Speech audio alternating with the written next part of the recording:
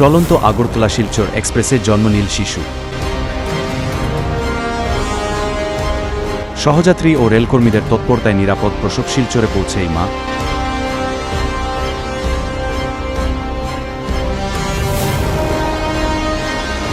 ও নবজাতককে পাঠানো হল হাসপাতালে। চলন্ত আগরতলা শিলচর এক্সপ্রেস ট্রেনে এক প্রসূতি মহিলার সন্তান প্রসবের ঘটনাকে ঘিরে মানবিকতার এক অনন্য নজির দেখা গেল।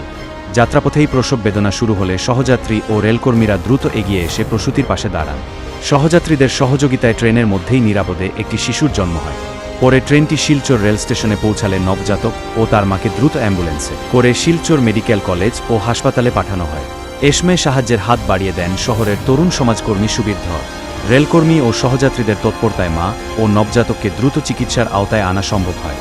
ঘটনাটি যাত্রীদের মধ্যে ব্যাপক প্রশংসা কুড়িয়েছে। চলন্ত ট্রেনে উপস্থিত সকলের মানবিক উদ্যোগে মা ও নবজাতক নিরাপদ থাকায় স্বস্তি প্রকাশ করেছেন অনেকে। আমি আর লগে একজন যাত্রী আসলাম, দিদি একজন, তাই নিয়েই বাচ্চাটার প্রসব করবার সময় খুব হেল্প করতেন।